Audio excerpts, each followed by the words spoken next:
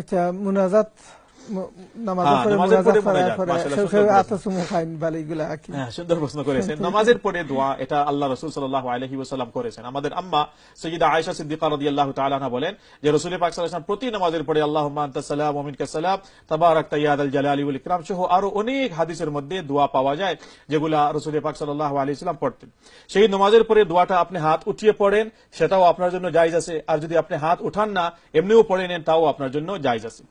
আর সেই দোয়ার সাথে সাথে আরো কিছু দোয়া যদি আপনি পড়েন, সেই দোয়াগুলো পড়ারও আপনার অনুমতি আছে, দোয়া করার অনুমতি আছে।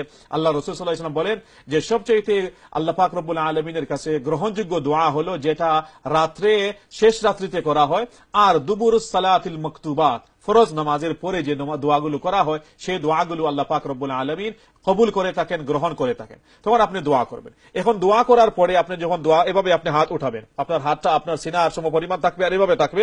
আর হাতের যে গাথা আছে, যেগুলো এই যে আপনার পাম আছে, এটার আপনার চেহারা থাকবে আসমানের দিকে। নামাজে আমাদের কিবলা বাইতুল্লাহ, আর দোয়ার সময় হাতের কিবলা আসমান, আল্লাহ পাক রব্বুল আলামিনের আরশের দিকে এভাবে হাতটা থাকবে।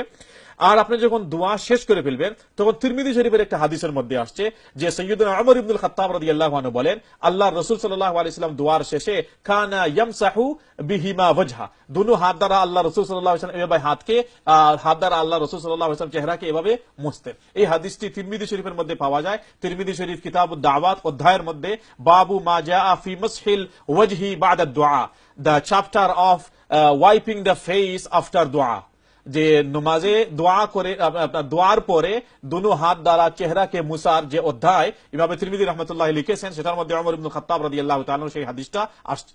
এই হাদিসটার উপরে আমল করার পরে দেখা যায় উম্মতের মধ্যে এখন বর্তমানে প্রচলন এটাই যে হাত এরকম করতে। এখন দেখা যায় যে কিছু কিছু ভাইরা বলেন যে এটা বিদআত, আর এটা করেন না। ওনারা দোয়া এভাবে করেন, আর দোয়ার যখন শেষ হয়ে যায় তো এইভাবে হাত ছেড়ে দেন। ওনারা এটা করেন না। ওনারা বলেন যে এই হাদিসটা দুর্বল।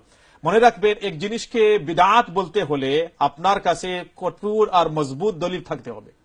যদি দলিল না থাকে তাহলে কোন জিনিসকে আপনি বিদআত বলতে পারবেন না। যেহেতু তিরমিজি শরীফের একটি হাদিসের মধ্যে এই কথাটা এসে গেছে, এসে যাওয়ার পরে হাদিস যদি জঈফও হয় তারপরেও আপনি এই জিনিসকে বিদআত বলতে পারবেন না। কেননা একটা জঈফ, একটা দুর্বল হাদিসের মাধ্যমেও এই জিনিসটার আপনার ভিত্তি পাওয়া গেছে যে এটার একটা উৎপত্তি আছে। সেজন্য তো ইমামরা এই হাদিসটা কিতাবের মধ্যে নিয়ে এসেছেন।